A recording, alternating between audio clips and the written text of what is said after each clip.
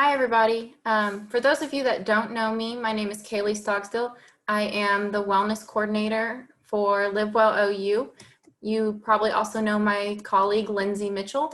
We both run the wellness program here on campus. Recipe Refresh is just a fun little way to talk about different recipes, kind of introduce them, think a little differently about what we're eating, and then we also encompass a little healthy or wellness topic with it, kind of that goes with the recipe.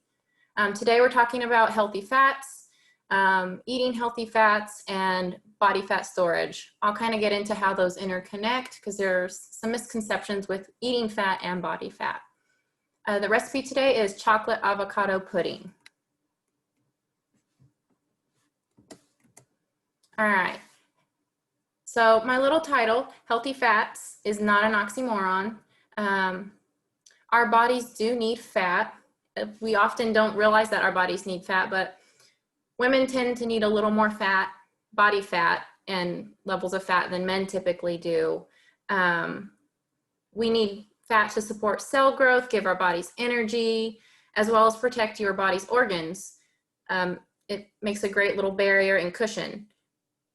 Fat is a basic component of cell membranes. It's important for body processes like blood clotting, nervous system function, and more. So it's always about balance when it comes to eating fat and then our bodies, how we store it and how it's utilized. So oftentimes we tend to think, well, if we eat fat, it just gets stored as fat. Like I mentioned, it's used in so many ways in our body. It doesn't just go to the fat cells within our body. We need it for those various functions, and it's about that healthy balance. So what types of body fat do we store in our body? Well, we have visceral fat and subcutaneous fat. Visceral fat is the fat that surrounds our organs, and it's located in the abdominal region. The fat that you might feel on your arms or legs is called the subcutaneous fat. It's below the skin. While our bodies do need fat, for certain body functions, we want to make sure that we have healthy levels of fat stored within our body. So that gets into that when you're eating a certain calorie amount, you need to make sure you're burning off the calories you're consuming as well. It's all about that deficit, creating that deficit. Body composition. So one way to kind of measure and see where you're standing is to have a body composition assessment. There are many ways to do this. One of the easiest ways for our employees, though, here at OU is to do the on-campus health screenings, and they utilize the InBody machine. And it's a great tool to look at your muscle mass and compare it to your body fat percentage and kind of see where you need to be. It breaks it down into segments, so your trunk, your extremities, those arms and legs. It's a great way for that starting point. To set a goal, where you want to go. I'm a big fan of them. I couldn't say any more good things about them. You can also do body composition tests with like skin calipers, but that involves pinching you and can be a little bit painful and leave bruises sometimes, depending on how hard it is to grab somebody's skin and get a real good grab. Sorry, I unclicked my presentation. What is the recommended? Yes, ma'am. Kaylee, do you mind if I add something real quick to the body composition? Yeah, go ahead. And also just keep a reminder that also the recommended percentages can vary depending on if you're male or female, or if you're like an athlete, or it really can vary. So there's different ranges. So just keep that in mind. In being careful not to compare yourself with someone else or even with someone of the opposite sex. Yes. So there are those tables for that. Yes, and that's why doing the InBody is great because it compares you to you. It's not looking at Sally or Michael. Those are just names I picked, by the way, next to each other, because we all look different. While we all have the basic human anatomy, human physiology, our genetics are unique, our makeup is unique, so our composition is going to be unique. And there's, of course, the baseline, and as Lindsay mentioned, it's important to not compare yourself to to your peer, or to this girl or guy or whomever you see on Instagram as well. Social media tends to hype up the fitness realm a little bit. So definitely comparing yourself to you and where you want to be and what's healthy for you. Good points, Lindsay. So the recommended daily intake, I put dietary. I was talking about diet while typing this out loud, but it can be the RDI is daily, recommended daily intake for fat. In general, according to the FDA, Choose My Plate, all of those higher sources, it is a 20 to 35% makeup of your daily calories that come from healthy fats. The key word is healthy fats. Fewer than 10% of those calories that you get per day should come from saturated fats. Saturated fats are considered the less healthy, the bad fats. Well, I'll go into those a little bit as well. This is just a brief overview on it, and I'm happy to go into more detail one-on-one with somebody if you have more questions, or refer you out to dietitians if we need to. But these vary. Why it's 20 to 35% is because each person is unique. Kind of comes back to that body composition, how much muscle you have, if you're trying to lose weight, maintain weight, maybe you're trying to gain weight. It just varies. So it varies from person to person, and it is best to talk with your doctor or a dietitian to kind of gauge where you should be percentage-wise based on your calorie intake that you need. There are 4 main types of dietary fats, so fats that we consume via food. There are saturated fats, trans fats, monounsaturated fats, and then there are also polyunsaturated fats. The bad fats are saturated in trans fats. They tend to be more solid at room temperature. Think of like a stick of butter. While monounsaturated and polyunsaturated fats tend to be more liquid, so olive oil, things like that. The bad fats, so trans and saturated fats, they tend to raise the bad cholesterol, your LDL, in your blood. And then the monounsaturated and the polyunsaturated can lower the bad cholesterol levels and are beneficial when they're consumed as part of a healthy dietary pattern. So you want to make sure you're getting a good balance. Again, it's not saying don't you ever consume trans or saturated fat. It's all about balance and making sure you're getting more of those healthy fats, because that's what's really beneficial to you overall. Like I said, focus on the good fats. Here's just a small list. This list of healthy fats that follow the monounsaturated and the polyunsaturated can go on and on and on. I just listed a few of the more common ones that I see people eat, or easy ways you're able to incorporate them. And like today, we're using avocado. Avocado is packed with healthy fat, fiber, and other vitamins and minerals that our body can utilize. Nuts are also a good source. I'm sure you've probably heard walnuts are good brain food. Olive oil is great. Fatty fish, so salmon, albacore, tuna are 2 of the higher ones that tend to be rated for good amounts of omega-3s as well. And then seeds. Seeds are also a good source. So sesame seeds, sunflower seeds. Back to the oil, sometimes there's sunflower oil as well. So I thought this was a great way to kind of give a visual for my visual learners out there. Sometimes seeing an image is the best way to remember it for some, and then others it's me talking or seeing the words. It just varies. Or it's hands-on, going out to the grocery store and comparing items, looking at the label. But this is from the American Heart Association. It's a great little infographic. It talks about you should eat more. The love it is you should eat more of it. So that would be your unsaturated, the poly and mono. Lowers the rate of cardiovascular and all-cause mortality, lowers bad cholesterol and triglyceride levels, and it provides those essential fats that the body needs, but we can't produce ourselves. The limited section, that would be your butters, your heavy creams, some bacon. I wish they would have cooked the bacon. It would look more appetizing, but maybe that's the point. The limited section increases your risk of cardiovascular disease. It raises that bad cholesterol levels in your blood. And then the lose it section, think about donuts. And then coconut oil is on there. I'm sure there's a few of you kind of wondering about coconut oil.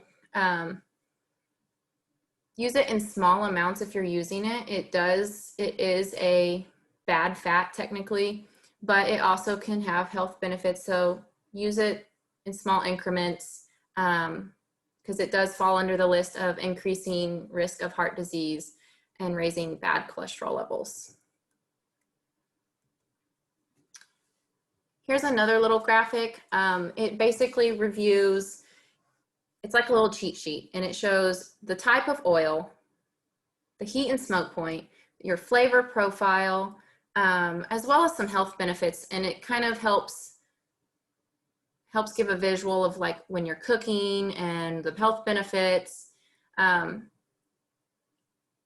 have never cooked with fish oils. I don't think you really do like a lot. You don't heat those. So for example, we have walnut oil. It can handle about a medium heat. It is considered polyunsaturated, which is one of the good ones. The smoke point is 320 degrees. The flavor is, it says walnut, but it's like nutty.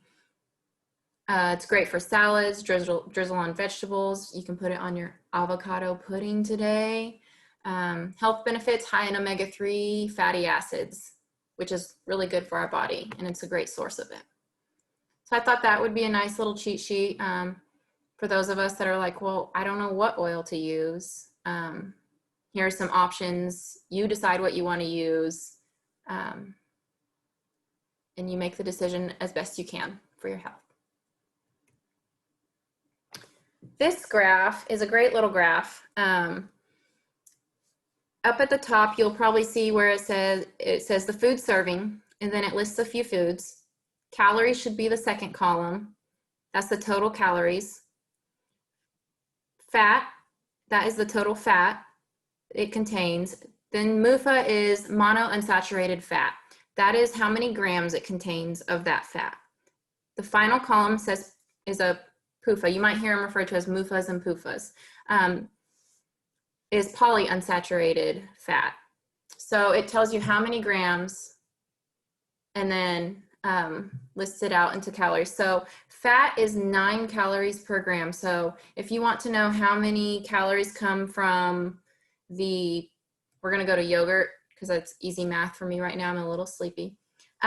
So you would do 9 times 1. That is 9 calories from the mono fat. And that goes into that 104. But it's a nice little chart to kind of show you just a quick little breakdown that cheese and yogurts, dark chocolate, avocados, so half an avocado, walnuts, cashews, and almonds.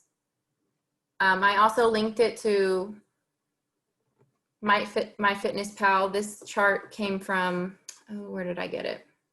Yeah, it was from MyFitnessPal. I linked the article it's with as well, and when I upload this and send out the follow-up email, you'll be able to click on this slide and it'll take you to the article that talks in depth about this if you're interested in reading it. It's a great read, not too hard to follow.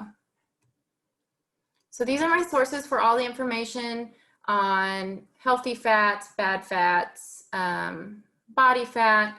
So the American Heart Association, there's all kinds of resources through the US Food and Drug Administration. Harvard Health has great health and wellness articles. And then the National Institute on Health, the NIH, is great. So what we've been waiting for is the chocolate avocado pudding. I know you're probably giving me a look without me seeing it right now about the avocado being in there, but it's the cocoa powder helps cover that avocado taste if you're not so sure. Avocados are known to be really creamy when you're blending them as well. So that's why it's a great option for a pudding alternative in a sense. So this food label is for this avocado pudding we're making today. It was made with MyFitnessPal, and it is based off a 2,000 calorie diet. I split mine into 3 servings. You can get 3 to 4 servings depending on if you're wanting to eat a little less or eat a little more of it. Per serving, there's about 133 calories unless you add a little extra maple syrup or honey or what be it. About 2 grams of fat. It breaks it down into the saturated fat. So there's a little bit of saturated and then a little bit of monounsaturated. There's a little sodium because I did add salt as well. You can decrease that by not doing any salt at all. There's plenty of ways to make this and you don't have to add salt. It's absolutely not necessary. There's potassium, carbs, protein, a little bit of protein in there, and then calcium and iron, and then some other various minerals and vitamins that are probably in trace amounts, but still beneficial. So this is a quick little video to kind of show you, it's really quick, it's like 13 seconds long to show you the makeup of it. It just consists of vanilla, cocoa powder.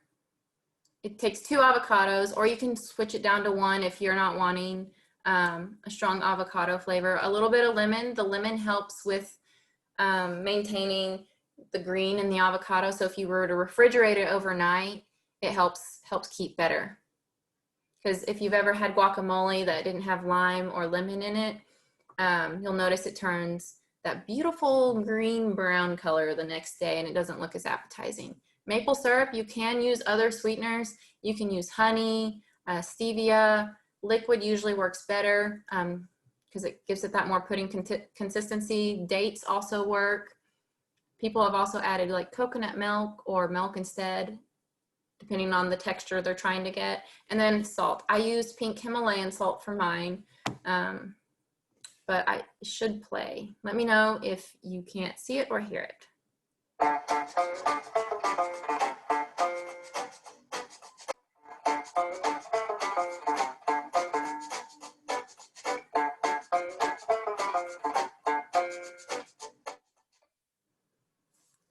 Pretty simple.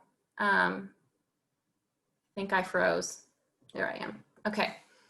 It's pretty simple. That's the end product. It's in a little jar. You can top it with some delicious berries or nuts if you want to amp up the nutrition and healthy oils and your omegas in it as well.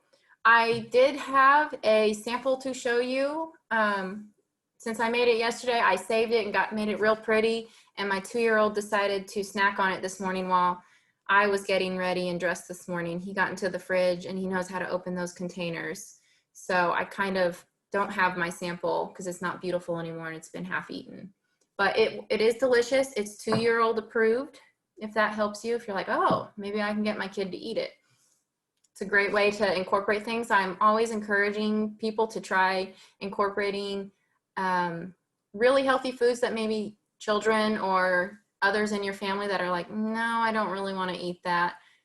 There's many ways to hide it. And this is one way that you can kind of mask it. And you might want to use 1 avocado versus 2 if you're not quite sure how to go over with another person. I listed out the ingredients so that way you don't have to look back. I gave a few more tips. Like I mentioned, liquid sweetener is better because you're going to get that more pudding consistency with that avocado. It blends a little better as well. You can blend this by hand, just takes a lot of work, or you can use a food processor, hand mixer, whatever your choice is, it will mix up. Just make sure that avocado is ripe because then it mixes in really well. Stevia tastes really well. I get the liquid stevia, and then honey. Honey is another good one that goes with it if you're not a fan of the maple syrup flavor. The salt, as I mentioned, is optional. You can do much less than a teaspoon, or you can just do like a little tiny pinch if you just want a little bit in there. And then, of course, the lemon juice. I cut half a lemon, squeeze it in, and it's perfect. It's not too, it doesn't overpower. just like in the video, you just mix it all together. You mix all the wet, all the dry together in a bowl by hand, blender, or food processor. And then you can scoop it out into 2 to 4 containers, depending on what you're feeling like indulging in. Of course, moderation is key. I've always said that not all foods are bad foods. It's all about moderation. You can have those French fries or that milkshake or this chocolate pudding and your avocados, but you don't want to eat too much of it, because too much of a good thing can also negate what it's trying to do. And then, of course, enjoy. I also wanted to just kind of click on show you a few avocado pudding recipes. I'll let you peruse them on your own time, so I don't take up too much of your lunch. If you're on a lunch break, I don't want to take up too much of that time. But these are a few that I have used, and I just tend to make them my own. I'll add peanut butter. Down here is a peanut butter one. It's pretty good if you like peanut butter. I'm learning to like peanut butter, so this is a great way for me to incorporate it. And then if you add toppings like fruit or nuts, it's really good. I don't know who suggested it earlier. I apologize. When we were talking, talked about using it as a dip. If you're hesitant about calling it a pudding, you could call it a fruit dip. It might be a great way to introduce this as a fruit dip. It's a little less daunting sometimes if you reframe it for someone. I've dipped strawberries in it. Apples are great. You can really do a lot of things with it. And that is the end of the presentation. Does anyone have any questions for me? If not, you are always welcome to sorry, I could not stop my video. Reach out to me by email wellness. Oh, I see some chat here. I did not read the chat while I was talking because I will get off on a tangent. Lindsay's doing a great job answering questions. Thank you, Lindsay. I don't think you're weird, Christy, for liking cod liver oil. I don't tend to like it, but I don't think you're weird. Yes, kid approved. I have not tried frozen, but I'm sure you could do frozen avocado. It might not blend as well since it is frozen. It might come out more like a smoothie where it's got that little bit of like the icy taste to it. I have froze it and eaten it kind of like an ice cream. You have to set it out for maybe a minute or two because it thaws pretty quick, but it is pretty good.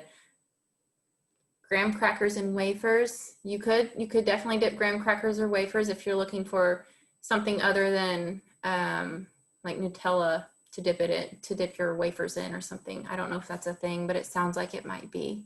And then of course, Lindsay, yes.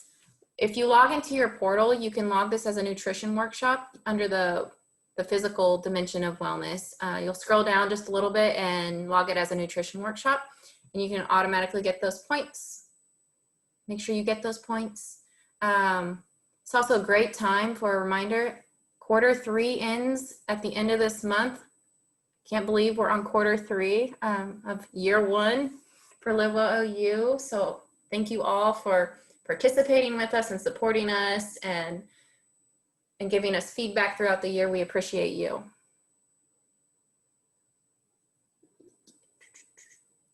Yes, I can also include the information on the in-body screenings and the on-campus health screenings as well.